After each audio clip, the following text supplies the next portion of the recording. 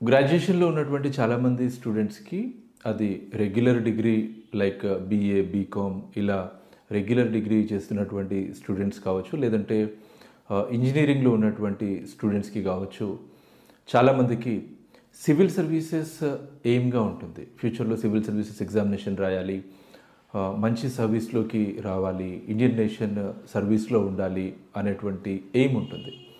అయితే ఇలా ఎప్పుడైతే గ్రాడ్యుయేషన్‌లో ఉన్నప్పుడు మీకు ఈ ఆలోచన వస్తుందో, అప్పుడే మీ సివిల్ సర్వీసెస్ జర్నీ స్టార్ట్ చేయడం అనేది అడ్వైజబుల్.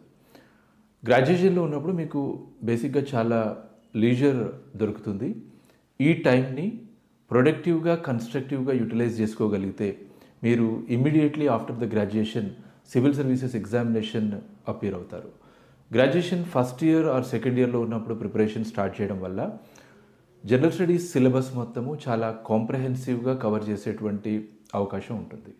మీకు ఎగ్జామినేషన్ ప్రిపరేషన్కి చాలా ఎక్కువగా టైం దొరుకుతుంది కాబట్టి చాలా ప్రశాంతంగా మీ ప్రిపరేషన్ కొనసాగుతుంది.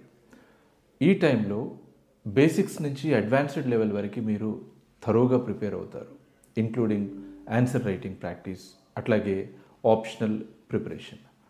ఎప్పుడైతే ఫైనల్ ఇయర్ వచ్చేటప్పటికే సిలబస్ మొత్తం కంప్లీట్ చేసి రెడీగా ఉంటామో, గ్రాడ్యుయేషన్ అయిపోయిన వెంటనే మన ఫస్ట్ అటెంప్ట్ సివిల్ సర్వీసెస్కి సంబంధించి ఫస్ట్ అటెంప్ట్ ఇచ్చే అవకాశం ఉంటుంది.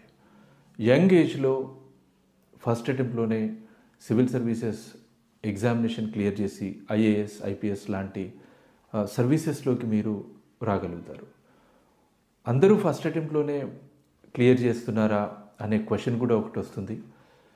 ఇప్పటివరకు యూపీఎస్సీ ఇచ్చినటువంటి అఫీషియల్ రిపోర్ట్స్ ప్రకారము క్లియర్ చేసిన వాళ్ళలో 5 to 7% ఆఫ్ ద ఆస్పిరెంట్స్ మాత్రమే ఫస్ట్ అటెంప్ట్లో క్లియర్ చేయగలిగారు. అయితే ఇలా ఎవరైతే ఫస్ట్ అటెంప్ట్లో క్లియర్ చేశారో వాళ్ళలో ఎక్కువ మంది గ్రాడ్యుయేషన్లో ఉన్నప్పటి నుంచే ప్రిపరేషన్ స్టార్ట్ చేసిన వాళ్ళు.